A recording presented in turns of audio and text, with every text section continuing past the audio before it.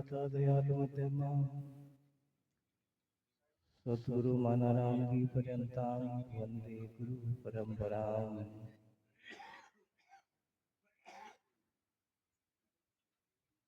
आज के इस पावन अवसर पर जो स्वामी अल्लादुर्रहम जी महाराज की पुण्य स्मृति में ये सत्संग का आयोजन किया है, साधुवाद है इनके परिवार को, धन्य है इनका परिवार के इतने वर्षों से उनके निमित्त जो सत्संग करवा रहे हैं। निश्चित तौर पर ये इस प्रकार के कर्म होते हैं जो किसी न किसी रूप में उसको उस महापुरुष को मिलते हैं, क्योंकि अभी संतों ने समझाया कि हम यदि व्यक्तिगत अपने आप को समझ लें तो फिर मंजिल दूर नहीं है। अभी तक तो हम इसी को समझते हैं, किसी का नाम रामलाल है, किसी का श्यामलाल है, किसी का गीता है, किसी का सीता है। वो खुद अपने आप को इस नाम से इंगित करते हैं कि मैं तो फलाना व्यक्ति हूँ।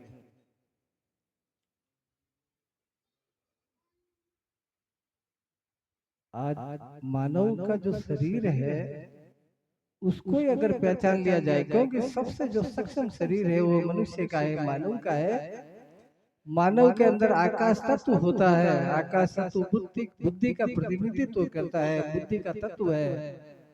और सबसे ज्यादा बुद्धि का जो विकास है वो मनुष्य में होता है। इसलिए मनुष्य की यात्रा जीव से लेके परमात्मा तक हो सकती है अगर वो सदगुरु ब्रह्म सोत्रीय ब्रह्मनिष्ठ सदगुरु की शरण में हो तो। ब्रह्म सोत्रीय का मतलब तो होता है जो ब्रह्म के बारे में सुना हुआ है, सिर्फ जानता नहीं है।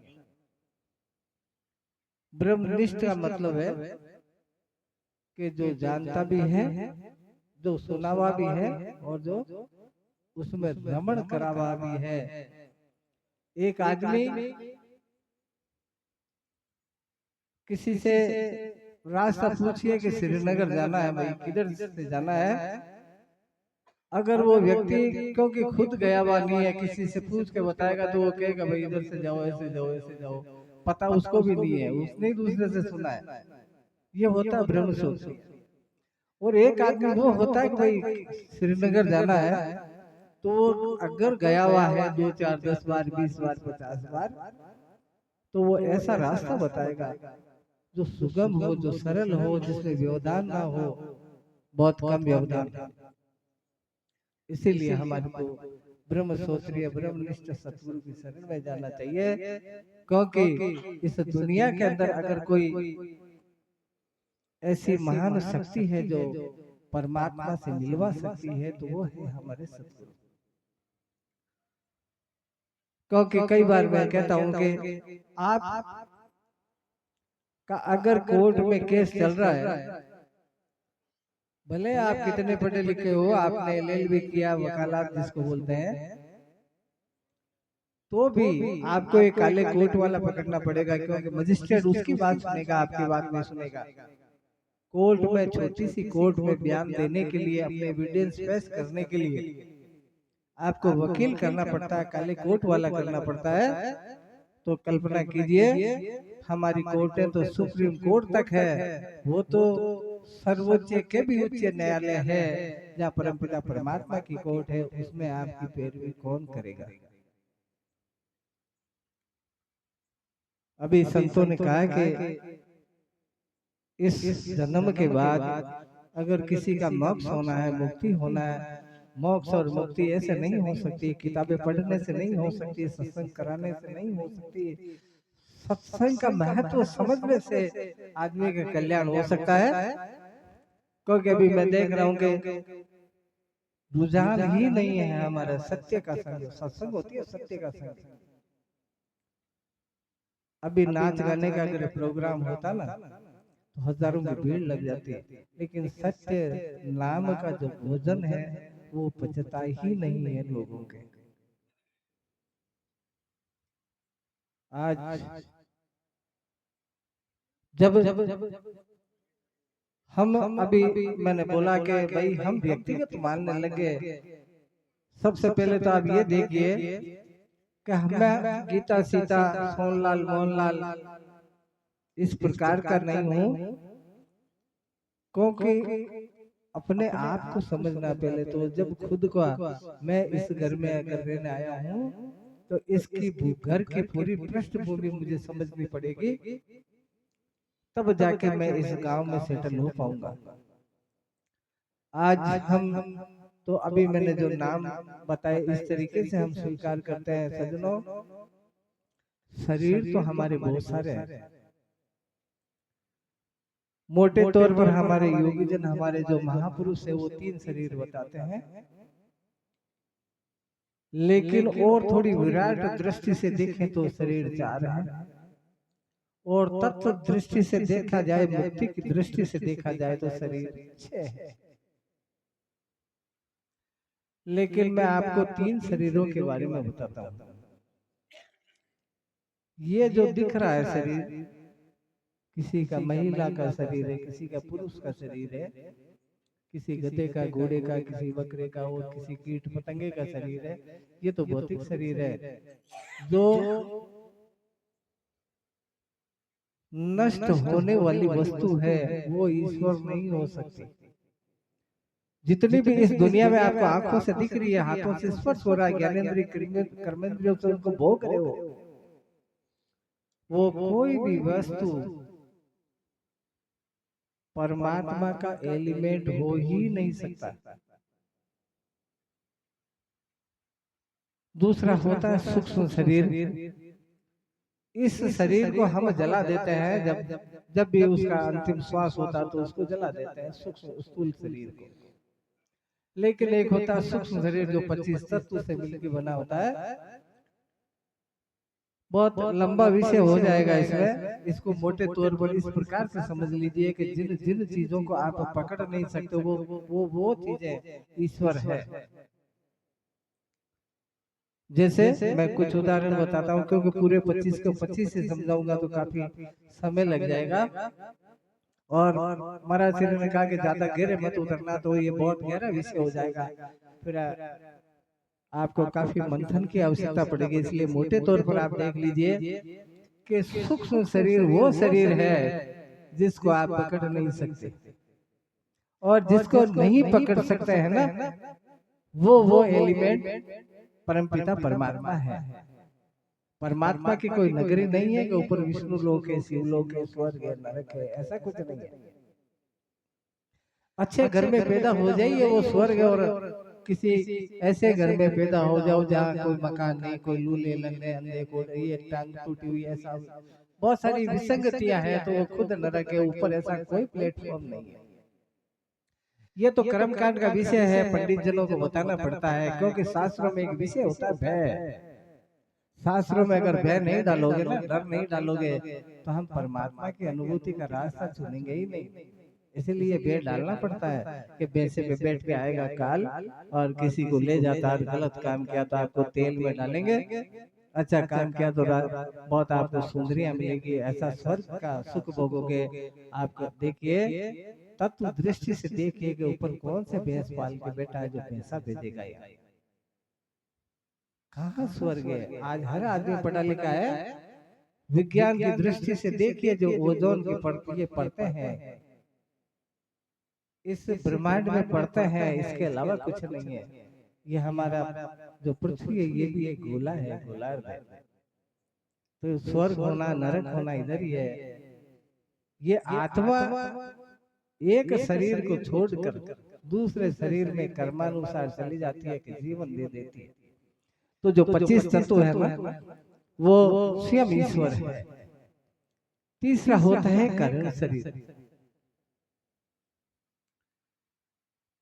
संत लोग भजनों के माध्यम से, प्रवचनों के माध्यम से हमारे को ये बताते हैं कि तू खुद ईश्वर है। ये जो आत्मा है ना, यही परमात्मा है। लेकिन क्योंकि इस जीव के ऊपर माया का आवरण पड़ा है, इस वजह से हम परमात्मा स्वीकार करते ही नहीं। हम अपने आप को परमात्मा को अभी मैं थोड़ा मेरे तकलीफ होगी तो मैं अंदर चला गया, मेरे को कड़ी याद नहीं आ रही। एक किसी सज्जन ने एक भजन बोला था, तो उसका सार ये था, मुझे अच्छी तरह याद नहीं क्योंकि आधी आंखें बंद थी मेरी, वो दिमाग में नहीं आ रहा, लेकिन उसका सार ये था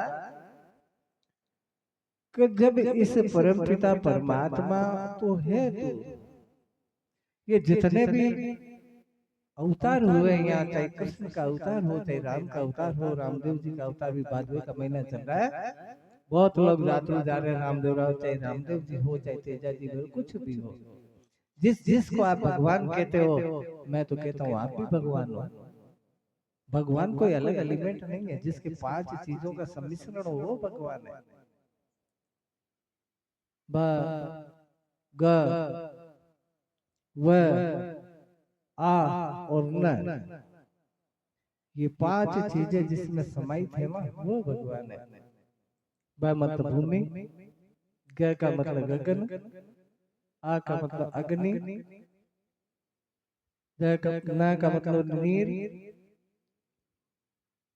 इस प्रकार से आकाश, वायु, अग्नि, जल और पृथ्वी, ये 5 चीजों का जिसमें सम्मिश्रण है, इस धरती पे अगर राम को भी आना होगा तो 5 तत्व से आएगा, और कृष्ण को आना भी होगा तो 5 तत्व से आएगा। जो 5 तत्व से यहाँ निर्मित होकर आता है इस माया जगत में, उसको यहाँ से जाना पड़ेगा। आज भगवान स्वीकार करते हैं, मैं खुद वैष्णव संप्रदाय का आचार्य हूँ, रामसनी संप्रदाय का, मैं खुद राम रूप में परमात्मा को स्वीकार करता हूँ। वो राम जिसको, जो अयोध्या नरेश राम इस धरती पे आए, पुरुषोत्तम व्यवहार उन्होंने किया, लेकिन आप रामायण पढ़िए, उनको भी जाना पड़ा, इस धरती पे शरीर को छोड़कर जाना पड़ा, शरीरों में अपनी जल समाधि लेनी पड़ी। कृष्ण तो 16 कला निदान था, परमपिता परमात्मा की 16 से ज्यादा कला नहीं होती, 16 कला निदान था, फिर भी उसको जाना पड़ा। आप में साधारण मानव के अंदर 6 कला है, लेकिन वो पूरी 5 कोई नहीं जानता। हम कई बार कहते हैं दैनिक जीवन के अंदर, ऐसे मैं जब छोटा था तो हम गांव में बैठे रहते थे, हमारे बुजुर्ग लोग कहते थे कि इसको तो स्रोत आता है, यानी कोई जिसको इंग्लिश में 6 सेंस बोलते हैं, 6 इंद्रिय, 5 इंद्रिय तो है ही, लेकिन 6 इंद्रिय, कई बार आपने देखा होगा गांव में किसी आदमी को, या ठेका नहीं है गांव का, मैं सब जगह की बात कर रहा हूँ, लेकिन मैं यहाँ इसलिए बता रहा हूँ कि यहाँ देखना आप, बहुत जनों के दिमाग में अगर कोई बात नहीं आती ना, तो वो हाथों को ऐसे लगा के ऐसे सोचते हैं कि यार कुछ था तो सही, दिमाग में नहीं आ रहा।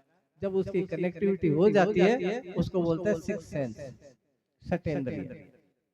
अगर 6 तत्व को अगर किसी ने पहचान लिया, जान लिया, और ये कोई बहुत बड़ा इश्यू नहीं है, कोई बहुत बड़ा विषय नहीं है ये, लेकिन क्यों, क्योंकि हम करें जब, है ना, कल्याण भारती जी महाराज ने कहा कहना आसान है, करना कोई चाहता नहीं, इसीलिए परमात्मा उसके नजर आता नहीं। परमात्मा को जानने की, परमात्मा को महसूस करने की, परमात्मा की अनुभूति करने की जो तकनीक है, जो तरीका है, वो हमारे संतों के पास है, वो हमारे सतगुरु के पास है। इसीलिए इस धरती पर राम भी आए तो उनको गुरु की शरण में जाना पड़ा, और कृष्ण भी आए तो उनको गुरु की शरण में जाना पड़ा। क्या जरूरत थी, 16 कला निदान थे भगवान कृष्ण, तो 12 कला निदान थे भगवान राम, तो क्या जरूरत थी। लेकिन इस धरती पे अगर कोई आएगा, प्रकृति दत्त शरीर लेकर आएगा, तो उसको गुरुदेव की शरण में जाना पड़ेगा। वो एक मीडिएटर है। आप अगर ये कह दो कि मेरा दिमाग बहुत अच्छा चलता है, और मैं घर पे 5वीं की किताबें, 8वीं तक की किताबें, 10वीं 12वीं तक की किताबें, कॉलेज की किताबें, यूनिवर्सिटी की किताबें घर पे ही पढ़ के अगर मैं कोर्स कर लूं, ग्रेजुएशन कर लूं, डिग्री हासिल कर लूं, बिना मास्टर के साइन के, बिना लेक्चरर, प्रोफेसर, डीन के साइन के आप पास नहीं हो सकते हो, आपको प्रमाण पत्र नहीं मिलेगा, भले ही ज्ञान अर्जित कर लो आप।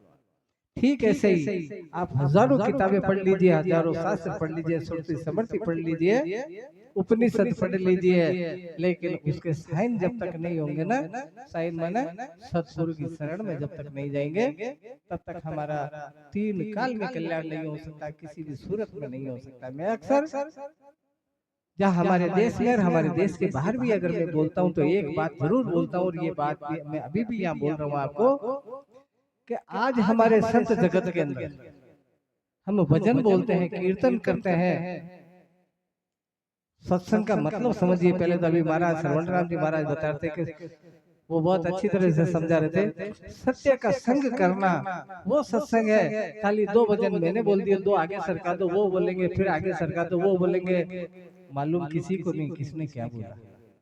रहस्य तो देखिए आप, गीता पढ़िए आप, गीता के अंदर पहले पन्ने पे लिखा हुआ है भाषा टीका सहित है। अरे वो तो भाषा है जो कृष्ण ने अर्जुन को सुनाई है। अगर गीता पढ़िए आप तो वो भाषा है जो देव भाषा जो अर्जुन ने कृष्ण ने अर्जुन को सुनाई थी। टीका उस व्यक्ति ने करी है जो तत्कालीन संत था।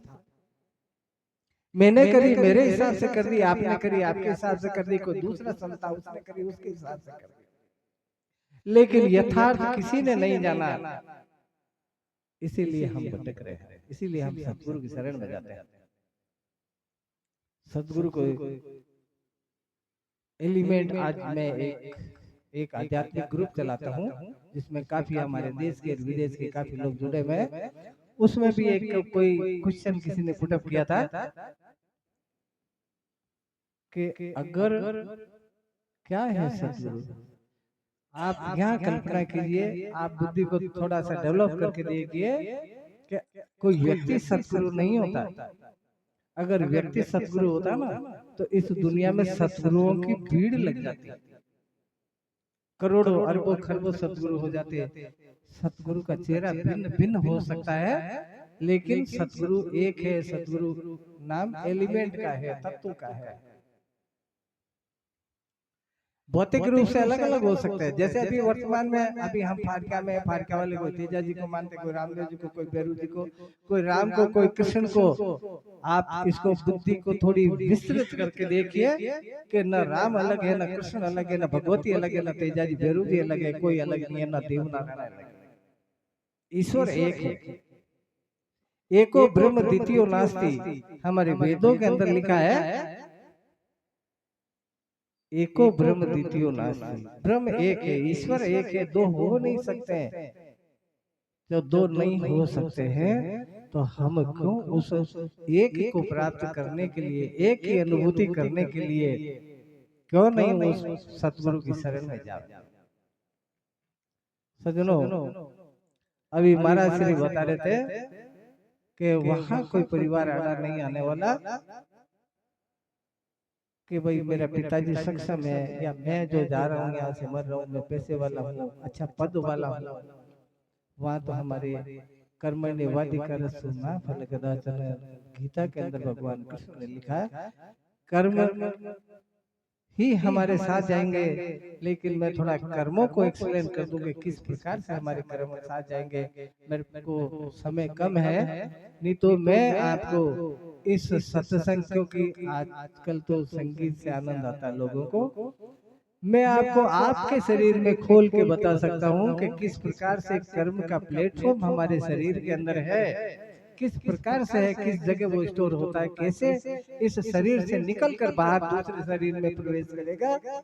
और अगर हमारी सतगुरु की कृपा है तो मुक्ति या मोक्ष हो जाएगा, तो फिर तो लीन हो जाएगा। लेकिन कर्मवश अगर दूसरे शरीर में जाना है इस आत्म तत्व को, तो किस वर्तमान में किस जगह स्टोर है वो आपके कर्म। क्योंकि चोर को कभी पता नहीं पड़ता कि मैं चोर हूं, वो तो भी कहेगा मैं ईमानदार हूं। लेकिन एक जगह है, मैं भी आपको समझाता हूं अच्छी तरह। तो वो जो कर्म है, कर्म हमारे 3 प्रकार के होते हैं, क्रिया मात्र, संचित और प्रारब्ध। क्रिया मात्र कर्म वो है, जैसे अभी पप्पू जी सत्संग करा रहे हैं, संतों का आगमन करवा दिया इस धरा पर, अपने पिताश्री का नाम रोशन कर दिया। और ये जो पुण्य मिल रहा इस सत्संग से, जो पुण्य मिलेगा वो उस सूक्ष्म शरीर को मिलेगा। कई बार आप मोटे तौर पर देखिए सूक्ष्म शरीर होता क्या, 25 तत्वों का होता है। लेकिन कई बार आपने देखा होगा सपने में मेरे पिता जैसे महाराज श्री को शरीर छोड़े भी इतने बरस हो गए, लेकिन कभी तो इनके सपने में आते होंगे ना। जब उस शरीर को ही जला दिया गया तो फिर सपने में आने का प्रश्न कहां से उठ गया, जब उसका अस्तित्व ही खत्म हो गया इंसान का। क्योंकि सूक्ष्म शरीर को जलाया नहीं जा सकता, उसको मिटाया नहीं जा सकता, उसको छेदा नहीं जा सकता। इसीलिए यदा कदा हमारे सपने में आते हैं। कई बार ऐसा भी देखा होगा कि ठीक उन्हीं की तरह, जिसको हम मारवाड़ी में बोलते हैं कि भाई ओझा कहाँ गया, इधर से गुजरे के ऐसा लगा मेरे पिताजी जा रहे हैं। सूक्ष्म शरीर एवरी टाइम कण कण में विद्यमान रहता है। बिन पद चलाई सुनई बिन गाना, कर बिन कर्म करे विधि नाना, आनंद बिना सकल रस भोगी, बिन बानी बढ़ता बक जोगी। ये परमात्मा का भी संकेत है और सूक्ष्म शरीर का भी संकेत। तो जो कर रहे हैं अभी वर्तमान के अंदर, जो कर रहे हैं वो क्रिया मात्र कर्म है। संचित कर्म जो आगे के लिए हम कलेक्ट करेंगे, इकट्ठे करेंगे। अगर हमारी मुक्ति या मोक्ष नहीं हुआ, जीवन मिला, तो हम इकट्ठा कर रहे हैं अच्छे कर्म या बुरे कर्म जो भी है। संचित कहते हैं इकट्ठा, इकट्ठा करना वो। और प्रारब्ध कर्म होता है जो पिछला जन्म हमने कोई अच्छे घर में जन्म लिया होगा, अच्छे कर्म किए होंगे, परमात्मा की याद आई होगी, संतों की सानिध्य मिला होगा, इसलिए आज इंसान है, आज मानव है, सबसे श्रेष्ठ योनि में है। देव दुर्लभ मानुष सन पावा, सुर दुर्लभ सब ग्रंथ ही गावा। अरे ये तो देवताओं को भी दुर्लभ है। देवता अगर चाहे ना तो परमात्मा की अनुभूति नहीं कर सकते।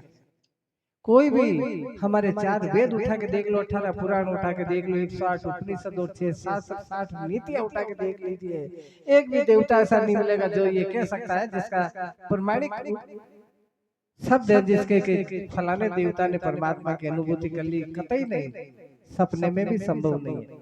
लेकिन अगर मानव चाहे तो परमात्मा की अनुभूति उसके लिए सहज हो सकता है, सतगुरु की कृपा होने से।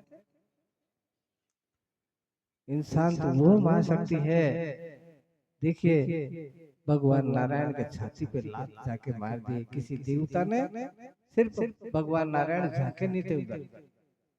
हाँ, कौन देवता है ऐसे, किस देवता में ऐसी हिम्मत है? और भगवान नारायण करे कि प्रभु मेरा शरीर तो वज्र का है, आपके पैर में चोट तो नहीं लगी।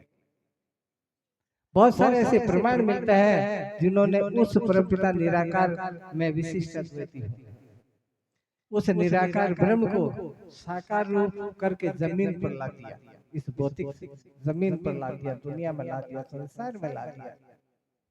कौन देवता ऐसा जिसने ऐसा किया हो? पॉसिबल नहीं है, संभव नहीं है। तो सज्जनों मैं तो यही कहूंगा कि हम जब परमपिता परमात्मा की अनुभूति हमें नहीं है, तब तक तो हम गोते खाते रहेंगे, चक्कर लगाते रहो, कभी घोड़े बनो, कभी गधे बनो, कभी कुत्ते बनो, कभी कुछ बनो, कभी कुछ बनो। इंसान तो तब बनेंगे ना जब कर्म पवित्र होंगे, और मुक्ति और मोक्ष तो तब होगा ना जब गुरुदेव की कृपा होगी। अभी तो गुरु तत्व कोई नहीं समझ पाते हम। इन 3 कर्मों के मैं ग्रामीण तरीके से, हमारे तरीके से एक एग्जाम्पल बताता हूँ, उससे समझिए 3 कर्म होते क्या है और कहाँ स्टोर है, कैसे हमारे साथ रहते हैं। एक किसान खेत के अंदर बीज डालता है। जब बीज डाल रहा है वो, उसको बोलते हैं क्रिया मात्र कर्म। वही किसान उस फसल को काट के इकट्ठी करता है, जो धान हो, बाजरा, जो कुछ भी हो, इकट्ठा करेगा, अपने घर में भर देगा, उसको बोलते हैं संचित। और प्रारब्ध बोलते हैं कि पहले क्रिया मात्र किया था, फिर संचित हुआ, तब जाके उसको भोग रहे हैं, उसकी रोटी बना के खा रहे हैं, उसको बोलते हैं प्रारब्ध कर्म। अब प्रारब्ध कर्म किस प्रकार से आए, उस शरीर से किस प्रकार से आए। आज मेरा आप लोगों से प्रेम है, निश्चित तौर पर पिछले जन्म में कोई ना कोई कनेक्टिविटी रही होगी, कोई ना कोई प्रेम रहा होगा। लेकिन क्यों? क्योंकि हमारी ऐसी विडंबना है कि जिस शरीर को ये पता है कि ये मेरा कौन है, उसके पास एक्सप्लेनेशन पावर नहीं होती है, बोलने की ताकत नहीं होती है उसके पास। सूक्ष्म शरीर के पास पूरा एक बॉडी होती है, लेकिन उसके पास एक्सप्लेनेशन पावर नहीं होती, उसके पास ज्ञानेंद्रिय कर्मेंद्रिय नहीं होती है। इसलिए वो बता नहीं सकता, और जो बता सकता है उसको हमने जला दिया। द्वैत परमात्मा को किस तरीके से स्वीकार करते हैं? जैसे मैं रामशनी संप्रदाय में हूँ, तो मैं विशिष्ट द्वैत रूप में परमात्मा को स्वीकार करता हूँ। आज मिश्री को कैसे भी खाओ, अंधेरे में खाओ, उजाले में खाओ, छत पे बैठ के खाओ, छत के नीचे खाओ, वो मीठी लगनी है। इसी प्रकार से हमारे सनातन धर्म में कुछ तरीके दे रखे हैं। वो तरीके ये हैं कि जिसने जिस प्रकार से अनुभूति हुई है परमपिता परमात्मा की, उसका आचार्य वो बन गया, उसका स्वामी वो बन गया, फिर वो रास्ता बताने लगे। तो हमारे बड़े बड़े महापुरुष हुए आदिकाल से ही। एक होता है द्वैत। मैं स्वयं स्वीकार नहीं करता, लेकिन जो सनातन धर्म का जो व्यू है वो एक होता है द्वैत, जो भौतिक रूप से परमात्मा को मानते हैं। जैसे हमने मंदिर बना रखे हैं, रामदेव जी का मंदिर बना, तेजा जी का मंदिर बनाया, और किसी भगवान का मंदिर बना दिया, राम का या कृष्ण का मंदिर बना दिया। जबकि वही रामायण, वही रामचरितमानस, जिस राम का मंदिर में हम नतमस्तक होने जाते हैं, उसी राम जी के इतिहास रामायण के अंदर, रामचरितमानस के अंदर लिखा है कि मेरा कोई अस्तित्व नहीं है। बिन पद चलाए सुनय बिन काना, कर बिन कर्म करे विधि नाना, आनंद बिना सकल रस भोगी, बिन पानी बढ़ता बक जोगी। ऐसा है वो परमपिता परमात्मा। लेकिन भौतिक रूप से भी आस्था होनी चाहिए, प्रेमा भक्ति होनी चाहिए, भक्ति सुदृढ़ होनी चाहिए। जब तो मीराबाई को देखिए, मीराबाई ने कृष्ण को पत्थर में से निकाल दिया। कर्माबाई को भौतिक रूप से मिले, सहजोबाई को भौतिक रूप से मिले, तो प्रेमा भक्ति होनी चाहिए, सुदृढ़ होनी चाहिए। दूसरा, मैं इसको संक्षेप में कहता हूँ कि आप किसी को सुनने की ललक नहीं है, सभी को नींद आ रही है, इसीलिए मैं संक्षेप में मेरी वाणी को कहकर विराम देता हूँ, क्योंकि नहीं लगता मुझे कि कोई सुनने का आतुर है। तो इसको आप एक दो दिनों से फिर क्या फायदा, इसको डिटेल से समझ लीजिए। द्वैत कहते हैं जिसका शरीर होता है, जैसे राम का मंदिर बना दिया, कृष्ण का मंदिर बना दिया, तेजा जी या पेरू जी, रामदेव जी का मंदिर बना दिया, उस रूप में हम पूजते हैं। अद्वैत कहते हैं जिसका कोई शरीर नहीं है, जो कण कण में व्याप्त है। द्वैत अद्वैत एक होता है विशिष्ट अद्वैत, जो हम लोग, मैं जिस संप्रदाय से हूँ वो मानते हैं विशिष्ट अद्वैत। जैसे मेरी नजर ऊपर नहीं है, विशिष्ट अद्वैत किसे कहते हैं? मेरी नजर ऊपर नहीं है, लेकिन ऊपर बल्ब जल रहा है, उसकी रोशनी हो रही है सामने, यानी ये रोशनी देख के ये महसूस होता है कि कोई रोशनी करने वाला तो है, यानी कोई ऐसा इक्विपमेंट है जिससे ये एरिया रोशन हो रहा है। और एक होता है द्वैताद्वैत, जो दोनों ही पक्षों को मानता है, द्वैत को भी मानता है, अद्वैत को भी मानता है। तो सज्जनों, मैं अधिक नहीं बोलकर आप लोग भजन सुनिए। आप लोगों को कोई क्वेश्चन पूछना हो तो मैं बता सकता हूँ, क्योंकि कुछ लोग, एक धर्म एक विषय होता है, एक होता अध्यात्म। धर्म के लोग तो पाखंडी हो सकते हैं, धर्म के लोग तो रूढ़िवादी हो सकते हैं, लेकिन अध्यात्म में प्रवेश करना, मेरे गुरुजी स्वामी मानाराम जी महाराज कहते थे, हारे भक्ति सूर्य की उठे कायर को कई काम भक्ति सूर्य की। भक्ति में प्रवेश करने के लिए, अध्यात्म में प्रवेश करने के लिए हमारे को लग सकता है कि क्या है, राम राम कर लो, कृष्ण कृष्ण कर लो, बाबा रामदेव के भजन बोल लो, नाम ले लो, उससे कहीं परमात्मा मिल सकता है, मुश्किल काम है। उसके लिए हमारे को बहुत सारा त्याग करना पड़ता है। करे कौन, बड़ा कष्ट होता है, बड़ा दुख होता है ये कहते हुए मुझे कि आज कहीं भी मैं यहाँ की बात नहीं करता, जहाँ जहाँ भी सत्संग होती है, मैंने हिंदुस्तान में देखा ऐसा, मेरे देश में देखा, जिस देश में मैं पैदा हुआ, सत्संग के नाम पे गिने चुने लोग होते हैं और खेल तमाशों के मामले में पैर रखने को जगह नहीं होती है। मैं बाहर जाता हूँ, प्रवचन करता हूँ, तो आप यकीन मानिए आपको बैठने की चेयर नहीं मिलेगी अगर थोड़ी लेट आए तो। और हमारे यहाँ तो जबरदस्ती बिठाते हैं, जैसे वो मार मार के मुसलमान बनाते हैं ना, वो वाली बात है। मजबूरी है कि भाई बैठना तो ही है। ईश्वर से कोई लेना देना नहीं, परमात्मा से कोई लेना देना है ही नहीं हमारा। और जब इस जीवन को छोड़कर हम अन्य जीवन में जाएंगे या मुक्ति या मोक्ष होना ना, तब देखना गरुड़ पुराण पढ़ के देखिए, आप देखो, आप उपनिषद पढ़ के देखिए, वेद पढ़ के देखिए। ऐसा होता है जब अंतिम श्वास होता है तो सामने परमात्मा आप जिस रूप में स्वीकार करते हो, राम के रूप में, कृष्ण के रूप में, तेजाजी या देवनारायण के रूप में, जिस भी रूप में, वो सामने खड़ा होगा। लेकिन तब वो सिर्फ आप देख सकते हो उसको। लो इतनी सी बात करेगा, वो इतना सा संकेत देगा किसको? उस जीव को, क्योंकि जीव उसी का तो अंश है। तब ये तूने अच्छा किया, ये बुरा किया, इजिकल टू अगला जीवन ये, तो ये तूने अच्छा किया। जब वो थोड़ा मुस्कुराता है, हम लोग सोचते हैं कि दादा देखो ये बच्चे पोते पोती आ गए इसलिए मुस्कुरा रहा।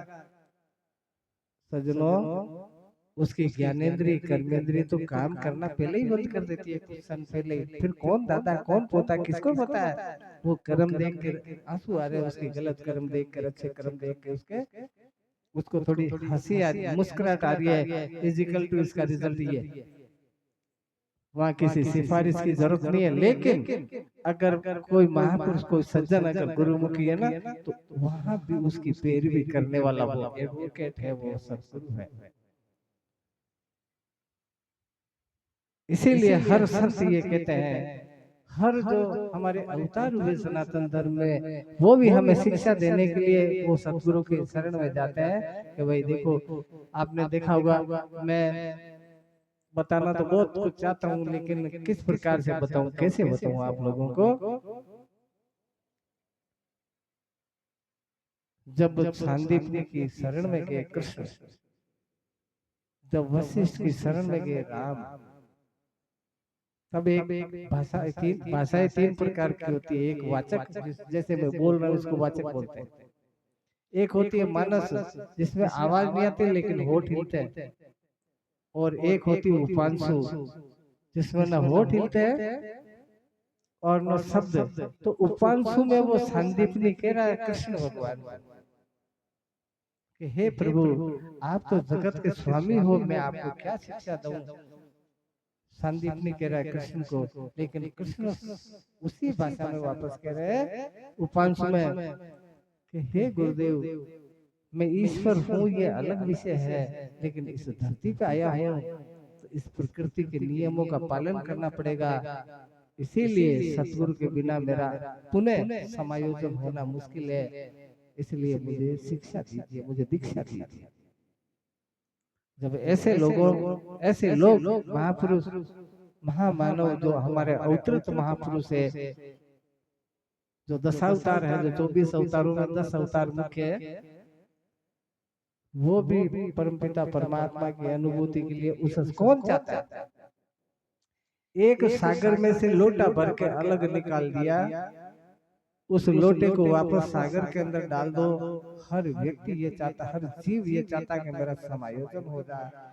अभी मैंने एक मैसेज डाला था, मेरा एक ग्रुप है आध्यात्मिक ग्रुप, तो बहुत लोगों के इस प्रकार के कमेंट आए, क्योंकि आज एक माता को पूछो, एक लड़की को पूछो, एक औरत को पूछो, आप बच्चा जब माँ के पेट में रहता है ना, तो 4 महीने के बाद 5वां महीना जब लगता है तो वो राइट हैंड में आ जाता है, क्योंकि आयुर्वेद में भी आचार्य। और छठे महीने से लेके 9वें महीने तक वो ऊंधा रहता, पैर ऊपर और सिर नीचे। आज मैं किसी को बोल दूं कि भैया 1 घंटे आपको शीर्षासन करना, तो नहीं कर सकते हो। 1 लाख रुपए दूंगे, नहीं कर सकते। वो 3 महीने रहता है। कल्पना कीजिए 90 दिन उल्टा रहता, और वो भी कैसी जगह जहाँ विष्ठा भी है, मूत्र भी है। तो कौन चाहेगा ऐसा कि मैं इस कीड़े करकट में, इस विष्ठा के अंदर पड़ूं? ऐसा मुझे जीवन दे हे परमात्मा। मुझे अगला जीवन मनुष्य का बनाना, मानव का बनाना, ऐसा कोई भी सज्जन नहीं स्वीकार करता, कोई भी संत नहीं स्वीकार करता, कोई भी इंसान नहीं बनना चाहता। कौन ऐसी गंदगी में पड़ा रहना चाहता है? बच्चे को पता है, जब माँ के पेट में होता है ना, वो परमपिता परमात्मा का भजन कर, स्मरण करता है, उसको याद करता है, पल पल में याद करता है। सोहम हंस, सोहम हंस। इस प्रकार से आप लोगों में से भी अगर कोई ये चाहे ना कि मुझे सुननी है वो आवाज, मेरे शरीर में सुननी है, तो मैं सुनाने को तैयार हूँ। आपको करके बताने को तैयार हूँ। होना चाहिए गुरुमुखी आदमी, नुगरे आदमी को मैं नहीं बताता। वो बालक बोलता है सोहम हंस, सोहम हंस। फिर जब इस धरती पे आता है, वो पैदा होके, तब वो जब चैतन्य है ना, वो आज भी बोल रहा है। लेकिन उसकी भाषा सुने कौन? कौन सुने उसकी भाषा? क्योंकि हम सतगुरु की शरण में ही नहीं गए, उस स्कूल में ही नहीं गए, उस क्लास में ही नहीं गए, तो हमें कैसे पता वो बोल रहा है कि नहीं बोल रहा है? वही बोल रहा है। अभी संत महापुरुषों ने कहा ना, वो घट घट में बोल रहा है। सोहम हंस का मतलब होता है, स का मतलब वह है, सोहम स का मतलब है, अहम का मतलब मैं, हंस माने ईश्वर। वो ईश्वर मैं हूँ, वो ईश्वर मैं हूँ, वो ईश्वर मैं हूँ। इस प्रकार से वो आज भी श्वास श्वास में सुमरण कर रहा है। इसी की जानकारी तो सतगुरु बताते हैं हमारे को। मैं खुद ईश्वर हूँ, मैं खुद ईश्वर हूँ। फिर भी हम बचड़ी खाते फिरते हैं कि उधर जाओ, उधर जाओ, उधर जाओ, भगवान वहां मिलेगा। अरे भगवान तो अगर कहीं मिलता है तो फिर संतों की क्या अहमियत रह जाती है? कपिल गीता में स्वयं भगवान कृष्ण, भगवान शिव लिख रहे हैं, कपिल ऋषि लिखते हैं भगवान शिव की वाणी के इदम तीर्थम मिदम तीर्थम भ्रमंती तामसा जना आत्म तीर्थम न जानती कतम श्रवण मोक्ष प्रिय। पार्वती ने कहा कि प्रभु ईश्वर कहाँ है? तो इदम तीर्थम मिदम तीर्थम भ्रमंती तामसा जना, ये वाले तीर्थ में जाओ, वो वाले तीर्थ में जाओ। इस प्रकार तामसी लोग करते हैं। आत्म तीर्थम न जानन्ति कथम श्रवण मोक्ष प्रिय। जो आत्मा में जो परमात्मा विराजमान है, उसको नहीं जानता है कोई। आत्म तीर्थम न जानन्ति कथम श्रवण मोक्ष प्रिय, उसका कल्याण हो नहीं सकता। ये शिव वाणी है, मैं नहीं बोल रहा। तो फिर भी हम अंधेरे में बैठे हैं, तो बड़े दुख का विषय है। और किस प्रकार से आज भी अगर कोई चाहे, अगर गुरुमुखी है ना, तो आप मेरे से संपर्क कीजिए, किसी महापुरुष से संपर्क कीजिए। सब महापुरुष इसमें सक्षम है। बड़ा रोमांच होगा कि यार आज तक हमारे को तो पता ही नहीं है कि शरीर में भी कोई बोल रहा है। इस शरीर में वो बोल रहा है, वो खुद संकेत दे रहा है, सोमन सोमन। लेकिन फिर भी हम स्वीकार नहीं करते हैं। नारियल चढ़ाओ माता जी के, बकरो चढ़ाओ बेटे, इससे क्या हो जाएगा? आप किसी जीव की हत्या करके परमपिता परमात्मा की अनुभूति करना चाहते हैं क्या? कल को आप भी बकरे बनोगे, गाय भैंस गधे घोड़े बनोगे और काटेंगे, तब आपको पता है कि मैं कभी इंसान था। परमात्मा, एक बाप एक माँ अपने बच्चे की खुद का हाथ में टूट जाए तो क्या वो खुश होगी क्या? कतई नहीं होंगे। माँ बाप बहुत विलाप करेंगे। वो अरे तो वो तो पिता स्वीकार नहीं करेंगे, तो फिर परम पिता कैसे स्वीकार करेगा? वो बकरा भी उस परम पिता की संतान है। आप बुरा मत मानना, ये सत्य है। ये अगर कोई इसमें इन्वॉल्व हो तो वो बुरा मत मानना। मेरा कहने का धर्म है, आप सुने या ना सुने आपका धर्म है। किसी की हत्या करके अगर परमपिता परमात्मा मिलता हो ना, तो ये दुनिया कल की तारीख में आदि हो जाती। लेकिन खैर बहुत लंबा विषय, संत लोग विराजमान है, आप लोगों को भी शायद रुचि नहीं है, तो मैं मेरी वाणी को यहीं इन्हीं शब्दों में विराम करता हूँ। बोले सतगुरुदेव की।